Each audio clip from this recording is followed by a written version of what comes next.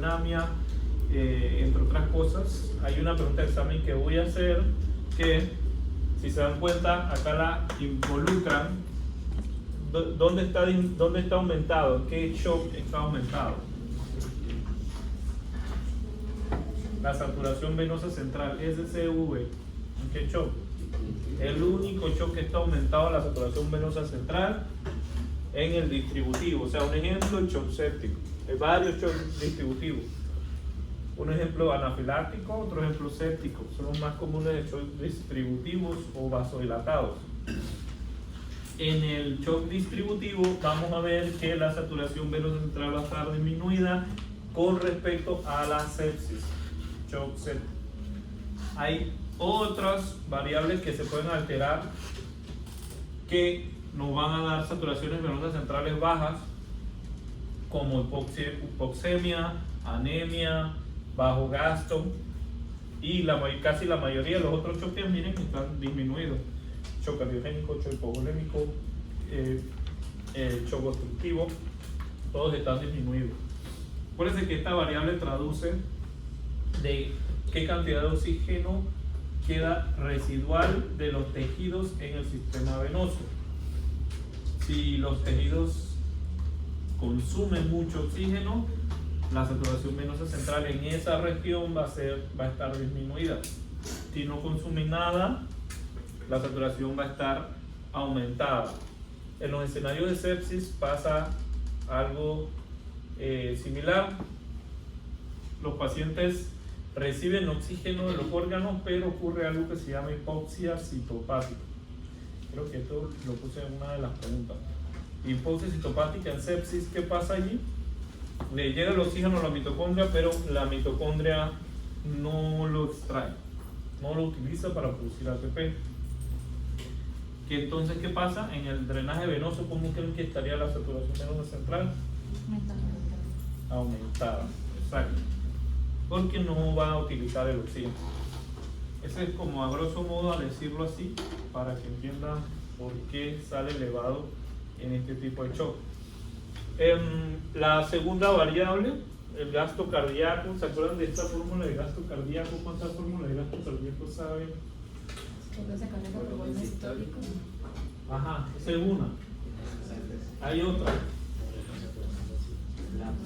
Ajá, esa misma. Gasto cardíaco por resistencia vascular sistémica, ¿verdad? Uno les engloba esto y da PAM, que haría PAM entre resistencia vascular sistémica, ¿verdad? Esta es la fórmula de flujo. Flujo, presión, resistencia. Esta es la base de eso. Entonces, esta fórmula nos va a servir para determinar algunos tipos de shock. Y las resistencias vasculares sistémicas es otra variable que vamos a ver para saber qué shock tiene el paciente. Presión arterial media menos PVC, que es el gradiente de las presiones sistémicas y venosas, entre el gasto cardíaco.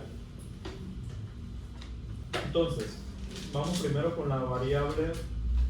¿Qué variable quieren primero? No sé cuál es, creo que es la más complicada. La de las resistencias vasculares sistémicas.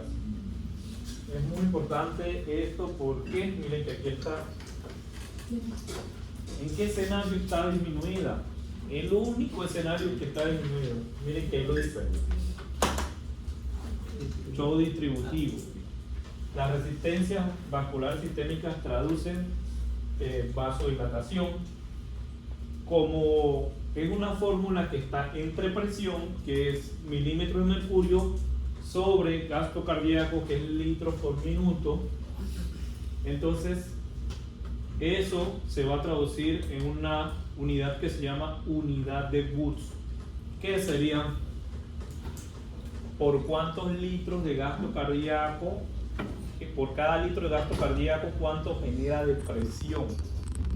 Sería, si acá hay 6 litros, vamos a suponer, qué sé yo, suponemos que este es 8 unidades de Woods.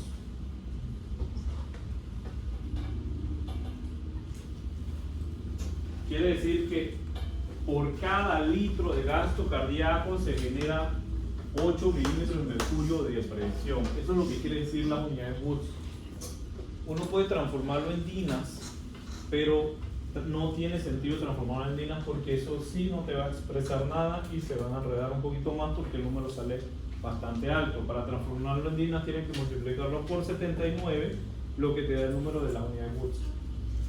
Estos me gusta más porque si tiene un valor clínico. Si te da 8, tú sabes que si el paciente tiene 6 litros de gasto cardíaco, te va a generar por cada litro 8 milímetros de mercurio de presión sistémica. Entonces, tú puedes saber la presión arterial media multiplicando el gasto por las 8 unidades de Woods. 6 por 8 da lo que sería en teoría un acercamiento de lo que es la presión arterial media del paciente. Si le sumas la PVC, entonces vas a tener la presión media real. El valor normal sería entre 12 a 14 unidades Woods. 12 a 14 unidades Woods es lo normal de resistencias en los pacientes. En dinas oscila entre 900 a 1200. Sería la conversión a dinas. Pero, como les mencioné, en el examen voy a poner unidades Woods, resistencia por unidades Woods. Ya saben que si el paciente tiene menos de 12 unidades Woods, el paciente va a tener resistencia vascular sistémica disminuida. Entonces, esa es la segunda variable que vamos a ver. La primera fue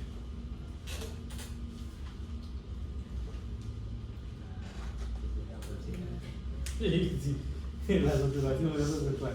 Bueno, ya después vamos para hablarlo del gasto.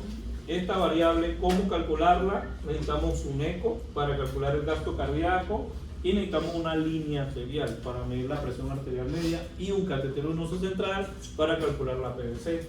Todas esas cosas las podemos hacer en intensivo. Entonces,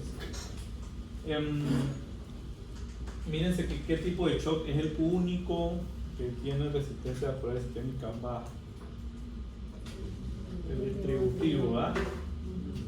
Todos los demás tienen resistencias vasculares sistémicas altas. Lo que es el cardiogénico, hipovolémico y obstructivo. Entonces, ya sabemos que en el shock prácticamente el distributivo de tipo séptico tiene bastantes puntos claves independientes que te ayudan a diagnosticar este tipo de shock. La tercera variable es el gasto cardíaco. Vamos a verla cómo está. Falta la presión venosa central, vamos a cobrar. Gasto cardíaco con esta fórmula. ¿Qué pasa si el paciente tiene resistencias vasculares sistémicas bajas? ¿Cómo creen que quedaría el gasto cardíaco? Exacto. ¿Qué pasa cuando uno vasodilata a un paciente sistémicamente? Disminuye la poscarga del ventrículo izquierdo. Si tú disminuyes la poscarga del ventrículo izquierdo, el volumen sistólico va a aumentar, el gasto cardíaco va a aumentar. Pero ¿qué pasa en shock cardiogénico? ¿Qué pasa? ¿Cómo creen que está la PAM? ¿Cómo creen que está la resistencia en shock cardiogénico? Esto va a estar aumentado y esto va a estar disminuido. ¿Qué va a pasar allí? El corazón en su capacidad de bombear adecuadamente, pues no puede mantener una elevada presión arterial y para tratar de compensarlo se activa una respuesta de aumento de la resistencia vascular sistémica. ¿Cuál es esa respuesta? Tisena, renina, angiotensina, aldosterona, ADH, todo eso hace eso. Y esto para tratar de compensar eso. Pero no llega. Entonces, ¿cómo creen que estaría el gasto cardíaco aquí si el nominador es la presión arterial media y el denominador es la resistencia? Va a estar disminuido. Esa es la explicación por qué en shock cardiogénico ocurre esto. Pero como yo les acabo de decir, en estado de vasodilatación severa puede ocurrir que el gasto cardíaco esté elevado. ¿Vieron? Pero esos son en shocks distributivos. existen, para enredarlos aún más, un shock que se llama shock mixto, que tiene componente distributivo vasodilatado y tiene un componente cardiogénico con un gasto cardíaco ya sea normal o disminuido. ¿Qué variable nosotros sacamos del gasto cardíaco? El índice cardíaco. Esta variable es la que está en todos los libros y aquí no la veo, el índice cardíaco. El índice cardíaco, si ustedes buscan la definición de shock cardiogénico, en todas incluyen el índice cardíaco. ¿Qué es el índice cardíaco? El gasto cardíaco entre el área de superficie corporal. Los límites normales del índice cardíaco, apréndanselo porque viene en el examen. De hecho, depende de las 20 preguntas de que se sepan los niveles, los rangos normales de resistencia vascular sistémica, de gasto cardíaco y de PVC, porque vienen alrededor de 20 preguntas, por decirlo así, solo con esas tres variables, jugando con esas tres variables. ¿Qué pasa aquí? ¿Qué pasa acá? Si esta disminuye, esta aumenta, ¿qué tipo de shock tiene el paciente? Entonces, tienen que aprenderse bien. El índice cardíaco, cuando está en shock cardiogénico, el índice va a ser menos de 2.2. Si es menos de 2.2 hay shock cardiogénico. Hay shock cardiogénico, apréndense eso. Pero vas a ver que en algunos escenarios los pacientes tienen un índice cardíaco de menos de 2.2 y no tienen un shock cardiogénico. Pero clásicamente las definiciones de shock cardiogénico lo ponen con esa variable, índice cardíaco. ¿Qué pasa en los shock hipovolémicos? ¿Qué pasa en los shock hipovolémicos? Usando su fórmula de gasto cardíaco, volumen sistólico por frecuencia cardíaca, usando esa fórmula. ¿De qué depende el volumen sistólico? De la precarga. ¿Qué pasa en shock hipovolémico? No hay precarga. Entonces, ¿qué variable se va a disminuir? Esta, pero de una forma bestial. ¿Qué va a hacer el corazón? Va a aumentar la frecuencia cardíaca y esto se llama taquicardia compensatoria. Eso sale en un cuadrito pequeño en el libro del Fundamental. No todas las taquicardias en los pacientes con shock son hiperdinámicas, hay que prestar atención. Algunas de estas son compensatorias. Hacen taquicardia para mantener el gasto cardíaco. Entonces, ¿qué creen que va a pasar ahí? ¿Cómo va a estar el gasto cardíaco en shock hipovolémico? Presten atención porque al final voy a poner un caso clínico y es una cascarita de banano que es terrible. El gasto cardíaco en el shock hipovolémico puede estar disminuido, pero es básicamente por esta fórmula. Si tú disminuyes precarga, vas a disminuir el volumen sistólico, puede que el gasto cardíaco esté disminuido. Inclusive el corazón se va a ver pequeño. El corazón va a estar, por decirlo así, chupadito cuando está en shock hipovolémico. Si el índice cardíaco es menor a 2.2, ¿se vería de esa misma manera? ¿Qué verdad? ¿El corazón? Se puede decir que sí, pero en los pacientes con cardiopatía crónica va a haber un corazón grande. Esa es la diferencia. Los pacientes con shock hipovolémico con gasto cardíaco bajo van a ver un corazón pequeño porque les falta precarga. Esa es la diferencia. Así que ya saben, si se saben las fórmulas pueden aplicarla, no necesariamente tienen que aprenderse este montón de flechitas, que eso es lo que realmente quieren. Hay unas que dicen que a veces alta o normal. Eso que indica que es normal o alta, o sea, eso puede variar. aquí no explican por qué esto puede ser normal. Y tampoco yo le voy a explicar porque eso son horas y horas para tratar de explicar por qué eso está normal allí. En la sepsis existe 5 cardiopatías, una con FEBI disminuida, falla derecha, falla izquierda, hipovolémica, hiperdinámica. Hay 5 fenotipos de cardiopatías sepsis.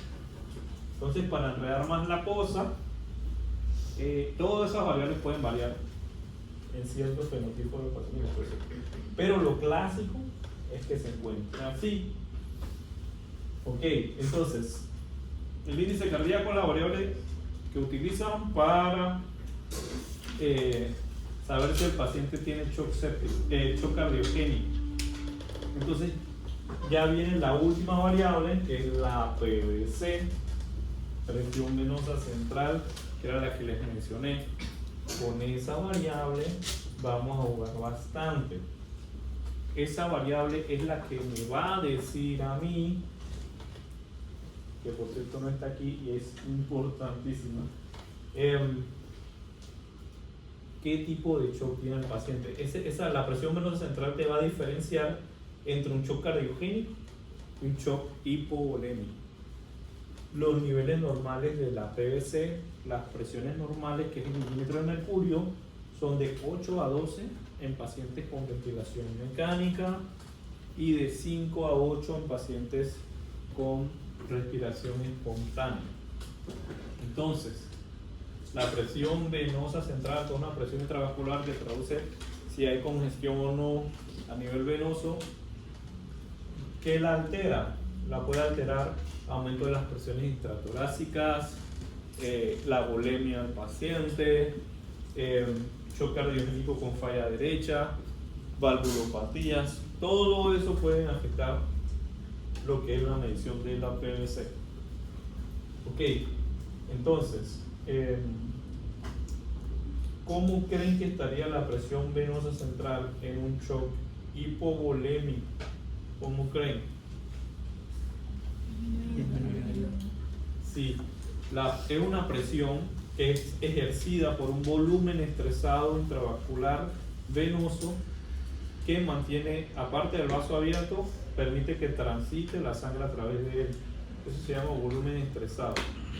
Si el volumen de estrés está disminuido, solo va a haber volumen para mantener el vaso abierto, pero no va a haber volumen para transitar. Entonces, vas a tener un paciente con una PVC baja, shock hipovolémico. Como yo les mencioné, el gasto cardíaco puede estar disminuido tanto en shock cardiogénico como en shock hipovolémico, pero lo que le hace la diferencia del uno al otro es la PVC. La PVC nos va a decir si el paciente está en shock cardiogénico o shock hipovolémico. Si tiene PVC baja, ya saben que es shock hipovolémico, pero si tiene PVC alta, ya ahí sí hay que buscar otras cosas: falla cardíaca, shock cardiogénico, principalmente del lado derecho. Así que es la tercera variable que les voy a ofrecer, que a partir de esa uno hace un jueguito y con esas tres puede sacar muchísimas cosas. Entonces, si ya saben cuáles son las tres variables, saben cómo medirlas, saben cuáles son los valores normales, no deberían tener problemas para sacar esos 10 puntos. Entonces,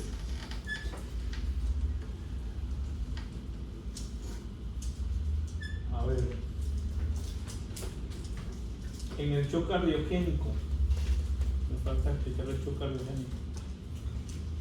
El shock cardiogénico, aparte del índice cardíaco menos de 2.2, la PVC puede estar alta. ¿Y cómo creen que esté la resistencia vascular sistémica? Aumentada, sí, van a estar aumentadísimas. De esto depende el manejo del paciente también. Si nosotros vemos un paciente hipotenso, le hacemos una ecografía, le calculamos si le falta volumen o no con la PVC, y con el eco, entonces nosotros sabemos qué le vamos a dar al paciente. Si le damos inotrópicos, si le damos volumen o si le damos vasopresor. Eso es facilito, o sea, ese es el manejo del shock. Si tiene un shock cardiogénico, le ponemos inotrópico. Si tiene un shock hipovolémico, le ponemos volumen. Y si tiene un shock, distributivo, nos toca ponerle vasopresor, norepinefrina o qué sé yo. Ese es el tratamiento y manejo del shock, resumido en esas tres palabras. Pero tenemos que saber identificar qué shock tiene el paciente para así. Recapitulando el paciente que estábamos hablando, le hacemos la ecografía. Con la eco sabemos muchas cosas, podemos calcular resistencia vascular sistémica, podemos calcular gasto cardíaco, podemos inclusive estimar la PVC y ya sabemos qué tipo de shock tiene el paciente. El shock obstructivo. Este shock es el que todo está bien, excepto el sistema venoso. ¿Cómo creen que la PVC esté aquí? ¿Es un ejemplo de shock obstructivo? Ese es uno. Ese es otro. Sí, neumotórax. Ok. ¿Qué creen que pasa cuando tienes esas 5 patologías?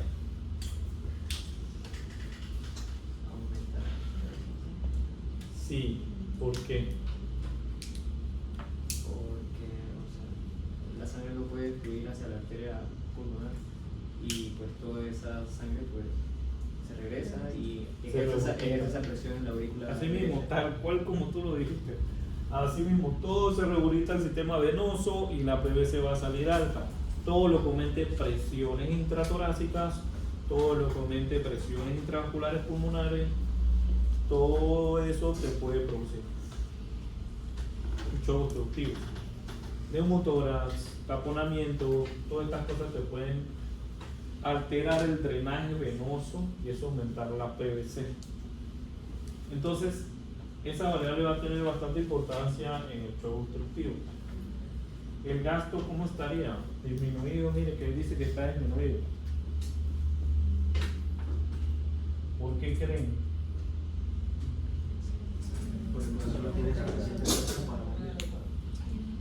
Aquí que se altera.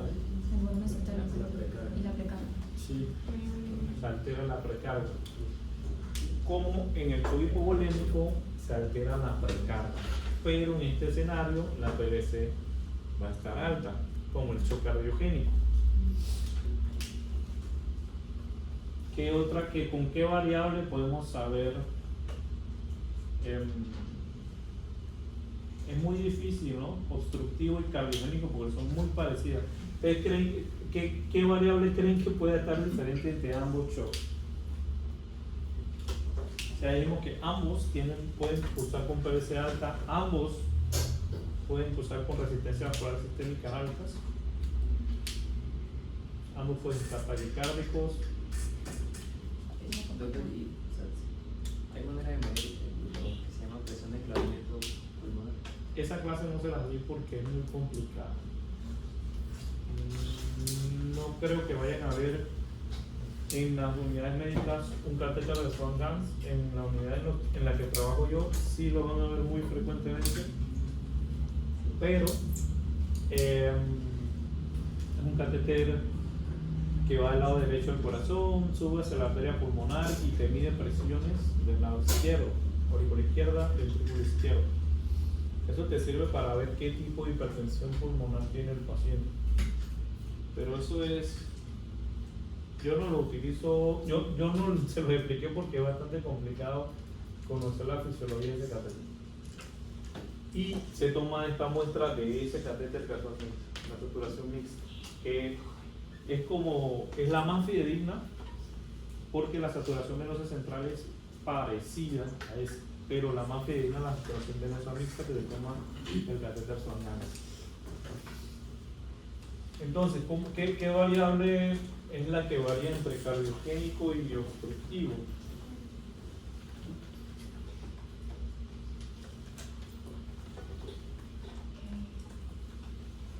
¿Cómo se daría afecta?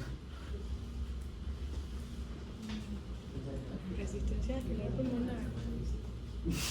Las dos tienen resistencias sistémicas altas, las dos puede que tengan gasto cardíaco disminuido y las dos tienen la PVC alta.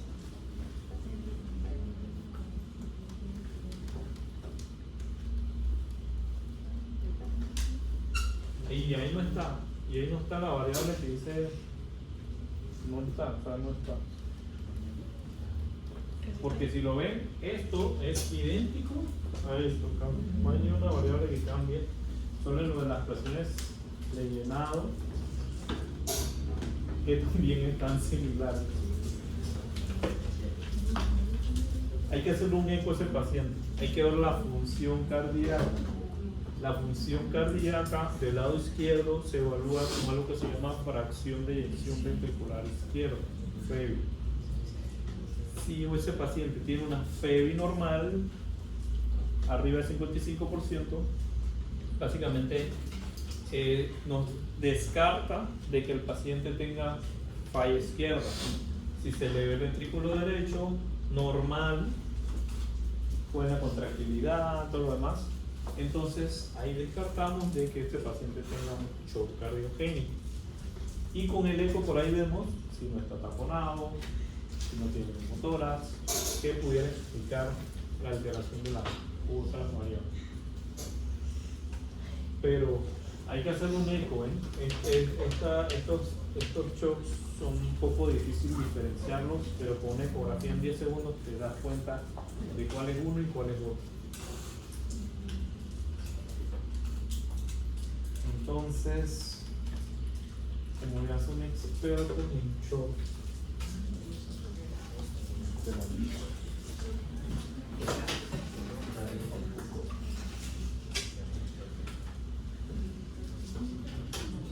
esta es la meta, llegar a metas macro, hemodinámicas y microhemodinámicas.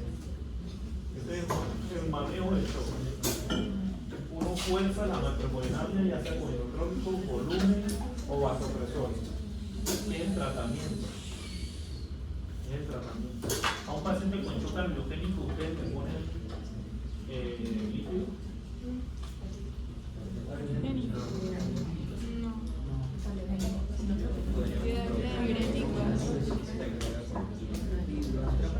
Exacto, le ponen inotrópico. Pero si está taquicárdico, ¿qué haces? ¿Por qué piensas que esté taquicárdico con el cambio?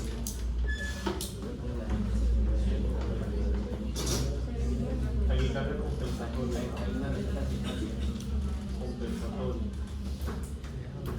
¿Qué pasa si le ponen inotrópicos a ese paciente taquicardia? El inotrópico te aumenta frecuencia cardíaca, es cronotrópico y inotrópico.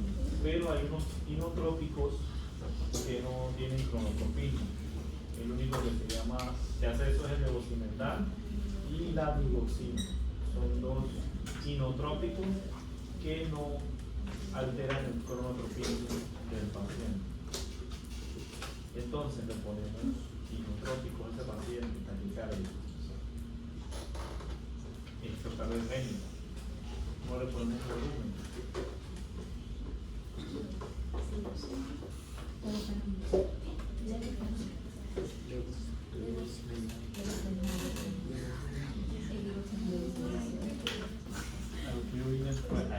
Entonces, este es un ejemplo de un paciente. No voy a decir qué tiene, no necesitan saber qué tiene el paciente. Solo viendo las variables hemodinámicas van a saber qué tiene el paciente. Esto es gasto cardíaco. ¿Cómo lo ven? Alto, bajo. Ahí tiene un área de superficie corporal de 1.4. ¿Qué tiene que calcular con el área de superficie corporal? Exacto. El índice cardíaco. ¿Cuánto les da el índice cardíaco con este gasto y esa área de superficie corporal? 1.4. Ajá, entonces el índice cardíaco está alto o está bajo. Exacto. Bueno, ¿cómo está la saturación venosa central, que es esa que está en azul, que yo no la veo bien? Está en 50, para mí no. ¿Cuáles son los niveles normales? 70%. Sí, está disminuida. ¿En qué escenario la saturación venosa central está disminuida? Distributivo. No, en el distributivo céntrico está alto, ese la vas a tener mal en el En examen. la vasodilatación, el único. Ese es el único escenario en que la saturación venosa central está alta, en el shock distributivo céntrico. Pero ahí está baja. Ajá, hipovolémico está abajo. ¿En qué otro shock? Cardiogénico. No, la saturación venosa central en el cardiogénico no está alta.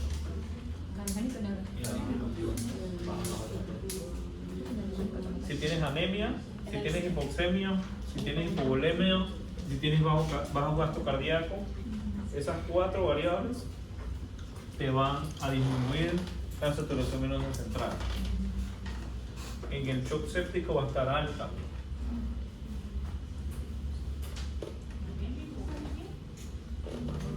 Anemia, hipovolemia, hipoxemia y bajo gasto cardíaco. En esos escenarios vas a tener saturación venosa central baja. Entonces, la respuesta está en esos 4. ¿Cómo está la presión arterial? Miren la presión arterial, se está muriendo su paciente.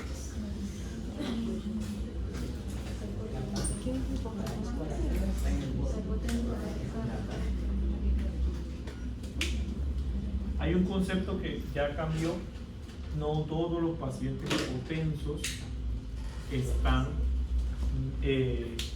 hipoperfundidos. Hipoperfusión se independizó ya de la estabilidad hemodinámica del paciente. Hay pacientes que están hipotensos, pero no tienen datos de hipoperfusión. Eso es importante.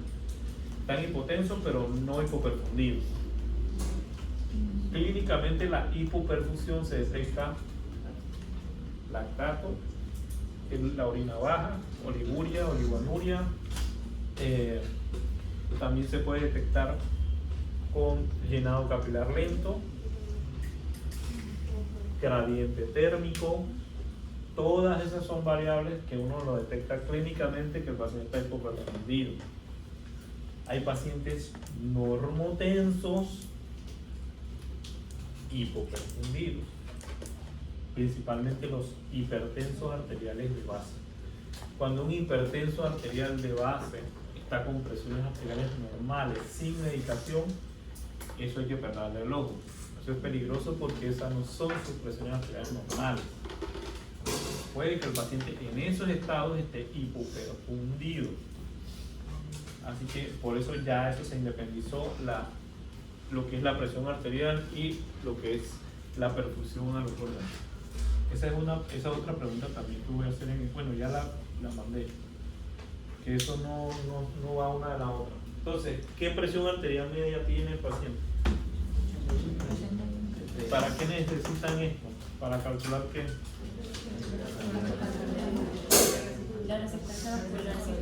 Esta. Ya calculamos de los 3, ya calculamos 1. El índice cardíaco que nos dio por el piso. Entonces, ahora vamos a calcular esto. Resistencia vascular sistémica. Necesitamos la presión arterial media.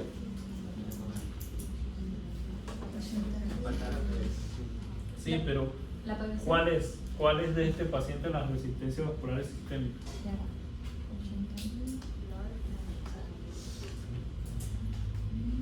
La PVC es esa, la que dice 2, ¿no? Sí, esta está pequeñita acá.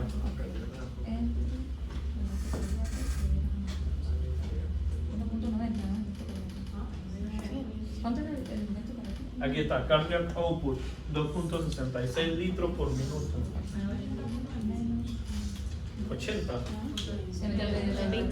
29. No, que 80. Lo calcularon por Rina, ¿cómo así?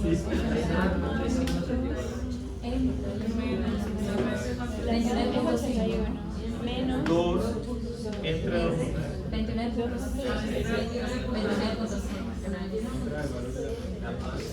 Entonces, ¿le dio cuánto? 29.6. 29.5 unidades de Wurtz, ¿verdad? Eso quiere decir que por cada litro de gasto cardíaco genera 29 milímetros de mercurio de presión arterial. Entonces, ¿en qué tipo de shock vamos a ver con resistencia alta? Ajá, segundo. El obstructivo. El obstructivo. Ajá, hipovolémico vemos resistencias altas. Obstructivo. El obstructivo. Y el obstructivo. Y el único que no eleva resistencia vascular sistémica, que está disminuida, es el shock distributivo. Exactamente.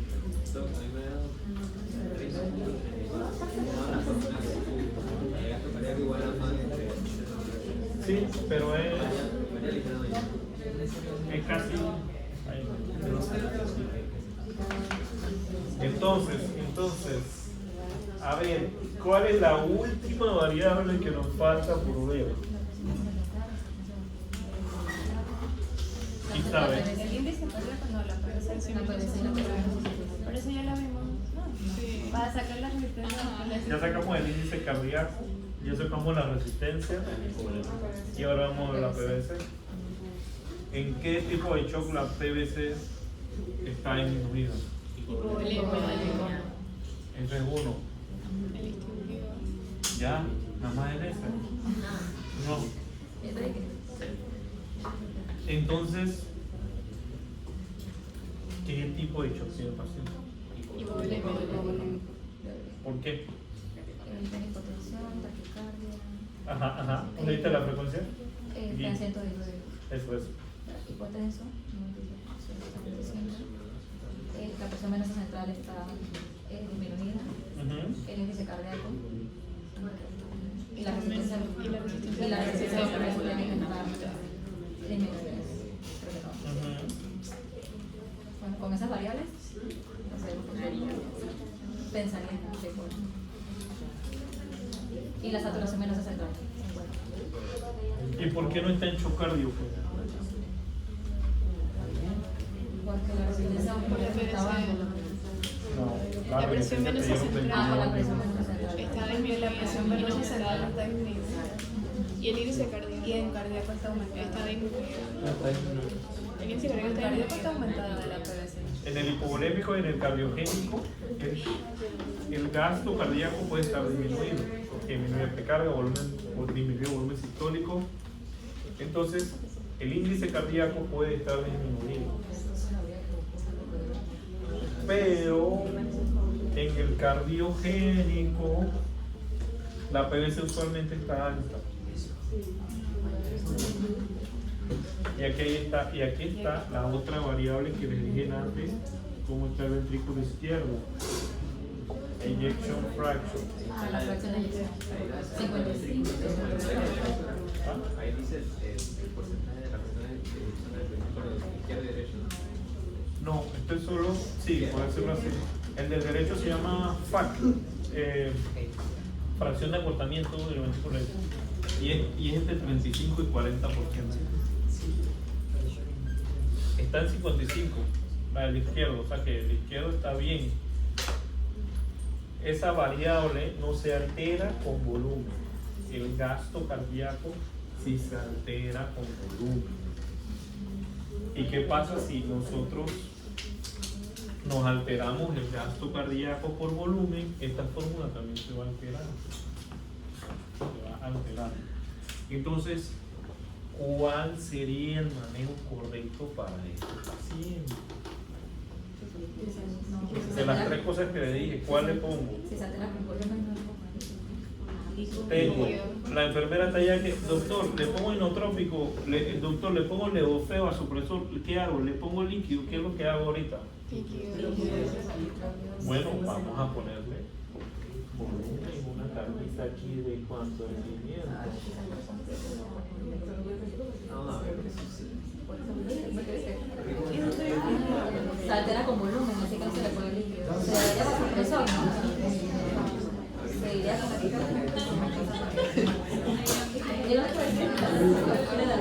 ¿Qué pasó? presión.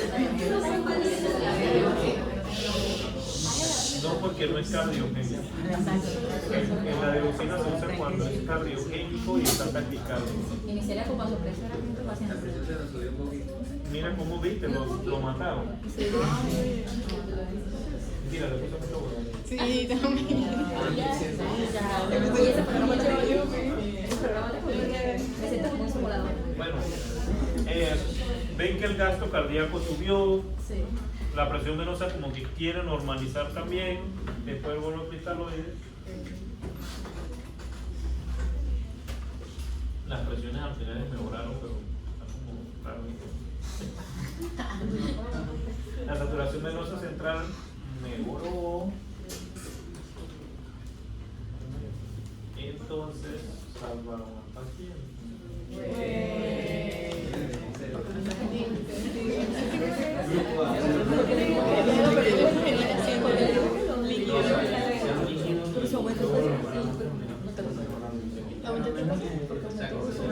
Ah, porque puso mucho líquido.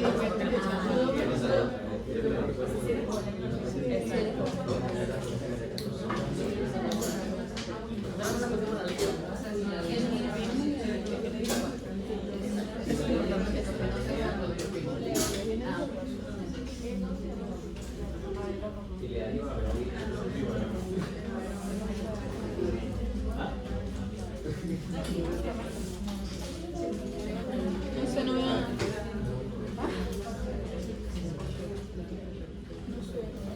Doctor, una consulta.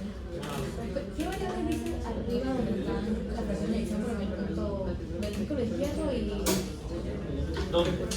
ahí exactamente? En el donde está lo gris. Esto aquí. Arriba. Esto. O sea, lo gris, pero gris. Ahí. Esto. Ajá. Esa y la otra. Esto es la presión en la aorta, que es la presión que estamos viendo aquí, que es la presión más fidedigna porque es más cercana al corazón. Esto nada más lo puedes medir en hemodinamia con catéteres intraaórticos. Cuando le hacen arteriografía a los pacientes para ver si tiene enfermedad coronaria, ellos ponen un catéter allí, miden la presión de la aorta y esa es la presión que vamos a ver. Esta es la más fidedigna. Esto es la presión de la arteria pulmonar, la PAP, la presión de la aurícula izquierda, la presión de la aurícula derecha, que es, por decirlo así, la PVC, la presión de cuña, que es la presión wedge, la pulmonar, era la que hablaba el doctor, que uno mide con el catéter de Swan-Ganz en la arteria pulmonar, la PVC en 6, el volumen que se le puso y el heart rate, que es la frecuencia que mejoró después del volumen. Mejoró 88. La presión mejoró, todo lo demás mejoró. Miren la PVC como está casi, bueno, está normal, el paciente no está con intubación. Entonces, sí, no, si está intubado de 8 a 12 y si no está intubado, o sea, con respiración espontánea de 5 a 8. Entonces, ajá. Sí, el cardíaco, acá está.